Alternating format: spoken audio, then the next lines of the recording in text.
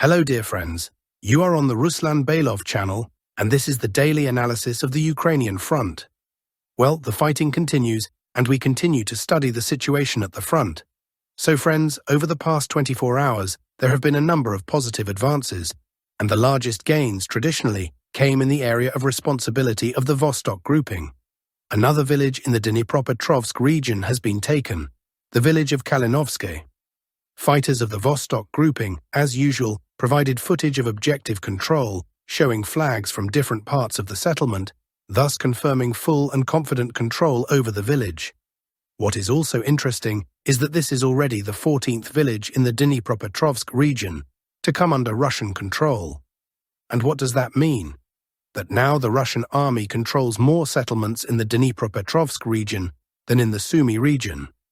Imagine that. There are 13 settlements under Russian control in Sumy, while in Donipropetrovsk there are now 14.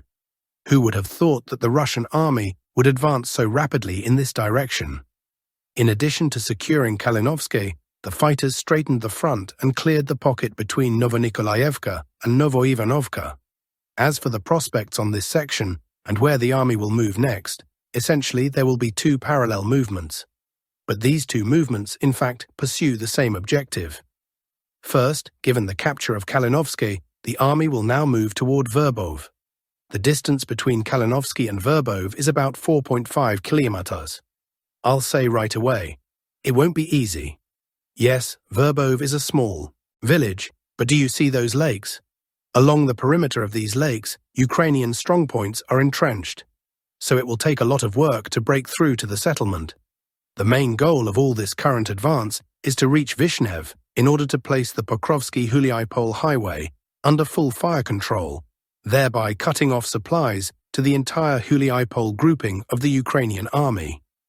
At the same time, I don't share the optimism of some war bloggers who say that already this fall, Huliapole will fall. Well, let's be realistic, there are only 2 months left.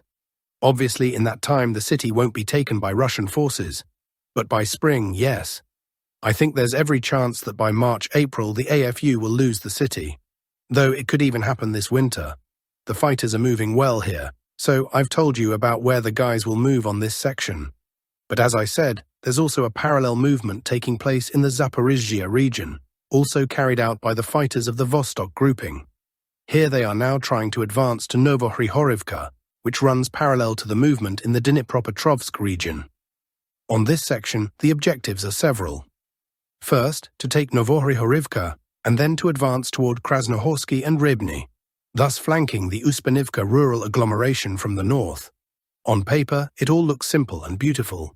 But as they say, there's a problem. A powerful defensive line runs along the bank of the Yancha River. So Russian troops will probably reach Novohrihorivka and take it within a week, or so no doubt. But beyond that, it will be difficult, since they'll need not only to cross the river, but also to break through a strong defensive line meant to hold back Russian forces before Huliapole. So the question now is whether the AFU can stop the Vostok fighters along this line of defense on the Yancha River. But here's the thing, if Russian forces do break through this line, then that's it. There are no more defensive lines before Huliapole on this entire sector. That's how things stand. So far, across the front, it is specifically the Vostok Grouping that is steadily, and I stress steadily, advancing forward, at a pace that is quite good by the standards of this war. Just to put it in perspective, in the 23 days of the first autumn month, the Vostok fighters have taken 9 settlements under control, 7 in Donipropetrovsk and 2 in Zaporizhzhia. No other grouping along the entire front has shown such effectiveness. I am confident that in the remaining week of September, they will capture at least 1 more settlement, possibly even 2. Of course, I'll add a caveat so as not to offend anyone. Every direction has its own specifics. For example, the center grouping is facing urban agglomerations.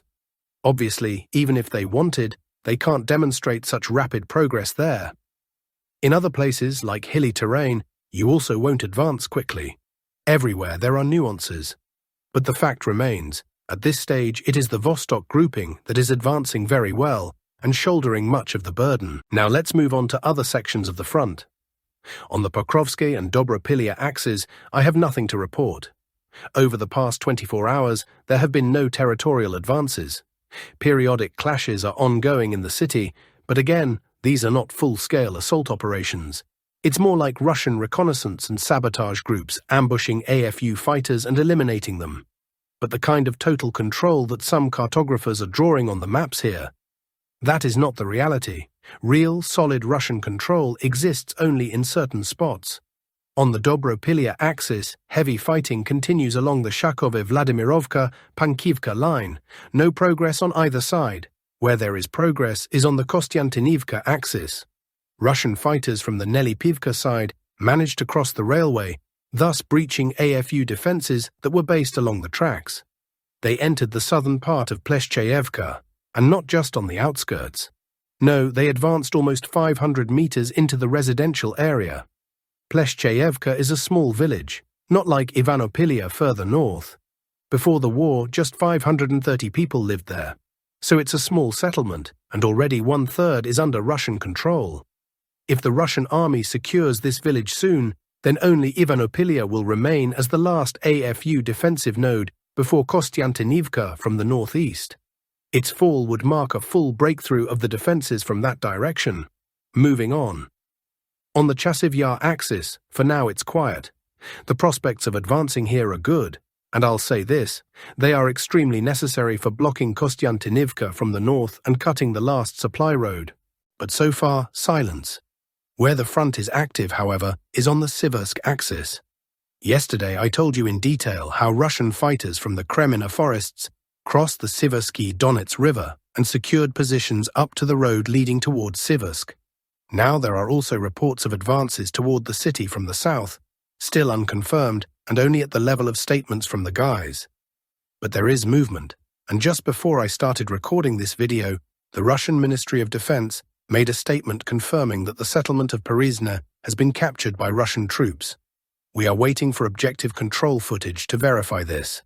In the Vimka and Fedorivka areas, there is also progress. We await confirmation footage. Additionally, over the past 24 hours, there has been progress on the Lyman axis. Here, Russian forces advanced 1.2 kilometers along a wide front, and as you can see from the map, they completely blocked Derelov from the north by reaching the tree line running along the village. Derelov is a small village, consisting of only one street, about 1.5 kilometers long. With full encirclement from the north, I think fighting will start very soon, and the outcome is already practically predetermined. I don't think the AFU, even with Azov units present, will be able to hold back the Russian army here. In general, summing up the past day, 1 settlement and 13 square kilometers of territory came under our control. Meanwhile, Trump says the Russian army is losing. Zelensky says they are crushing the Russian army. Yet somehow, every single day, it is Ukraine that is losing villages and territory. Interesting, isn't it? Well, that's all for the front. Now let's move on to a review of the political arena. Donald Trump lives in a virtual reality of his own making, one that has little to do with the actual state of global politics. Perhaps it resembles the ideal unipolar moment that existed for the United States roughly from 1992 to 2013. But the times of Bill Clinton, George W. Bush, and even Barack Obama are gone forever, though the current US president tries to act on the international stage very much in their style. What makes matters worse is Trump's extreme narcissism, his tendency towards self-admiration, and his constant desire to produce some kind of theatrical effect. At the same time, his administration, which does include a number of capable people, tries to clean up the mistakes of their boss. Sometimes it works, other times not so much. By the way, Trump has another peculiar trait, his obsession with foreign policy, which lately seems to take even higher priority for him than domestic affairs. Strangely enough, in this way he somewhat resembles Mikhail Gorbachev, despite the vast differences between the two figures. So far, Trump has managed to achieve practically none of what he promised before the election. The only achievement he can claim is the war against Iran, which he himself started and ended quickly. In Gaza, a complete failure. In Ukraine, his so-called peacemaking produced nothing. India and Pakistan settled their differences without him. And even Thailand and Cambodia won't stop fighting. It is possible that Trump will end his presidency as little more than a PR figure. But more likely, faced with a series of failures, he will do something sudden and unpredictable. And that will cost the world dearly, since he still heads a nuclear superpower. One can hope his team will be able to rein him in at a critical moment. But that is far from guaranteed, because this leader does not always listen to his own circle. For the conflict in Ukraine, the decisive factor will be the willingness of its allies to keep raising the stakes. If everything is left as it is, the Ukrainian military machine will inevitably collapse, though the question remains how long that will take. In a war of attrition, Kiev has fewer chances than Moscow, and therefore the collective West must act. But how exactly? The options are few. One is to impose a no-fly zone, at least over western Ukraine. That has obvious advantages. It would cover Western arms shipments. But it also has clear drawbacks. NATO air defenses may fail to cope and could expend vast, scarce stockpiles of air defense missiles. Moreover, Russia could respond by striking NATO air defense elements outside Ukraine. Another option is to deploy NATO troops directly onto Ukrainian soil, but that carries the risk of their direct involvement in combat. A blockade of Russian trade in the Baltic is also on the table, but Moscow has made it clear it would respond forcefully, and has already demonstrated that in Estonia's case. Still, one highly dangerous option for Russia remains terrorist and sabotage operations in which Ukraine's Western allies would deny involvement. And unfortunately, this option is highly likely to be used because it is the safest for the enemy. Russia simply needs to prepare for it, especially since we've seen this before in our recent history. Deception as the principle of foreign policy, that's what the Trump administration demonstrates brilliantly. The latest example is Venezuela, now under the threat of large-scale American invasion. And how did it all start? After the elections, Trump's envoy Richard Grenell flew to Caracas and made numerous promises to Nicolás Maduro. Gradual easing of sanctions, normalization of relations, and complete abandonment of the Juan Guaidó story. The result is clear today. The United States has deployed a powerful naval force in the southern Caribbean, based on Puerto Rico, and threatens to overthrow Maduro's government under the pretext of fighting drug trafficking. And so it goes everywhere. With Iran's nuclear program, the same pattern repeated. Iran was lulled by negotiations, then attacked without a formal declaration of war. With Hamas, the dialogue was pursued only to locate its leaders and eliminate them. Now, exactly the same story is unfolding with Belarus. Trump's envoys flying into Minsk pursue only one goal: to lull the Belarusian leadership with prospects of friendship with the US and partial lifting of sanctions before another attempt to weaken or even topple it. The US president may write flattering letters to his Belarusian counterpart, but the goal is the same: to remove him as soon as possible. Because the Belarusian balcony, jutting into NATO-controlled territory, is of no use to any American administration. On the contrary, what they want is access to Smolensk. That is why Trump is running the very same playbook that the US and EU once used against the naive and cowardly Viktor Yanukovych. There is no point for the US in strengthening ties with Belarus's current government. But there is every point in toppling and weakening it. Though Lukashenko is an experienced politician and should be able to read all this. With Russia, the situation is similar, though Moscow has already been tricked several times and is now more cautious. Washington tries to deceive Moscow into ending its military operation in Ukraine on unfavorable terms in exchange for broad economic cooperation with the US. Moscow, in turn, tries to confuse Washington and persuade it to step aside and not interfere with its objectives in Ukraine. Each side is convinced of its success and keeps pressing forward. How this will end remains unclear. But with Venezuela, everything is crystal clear.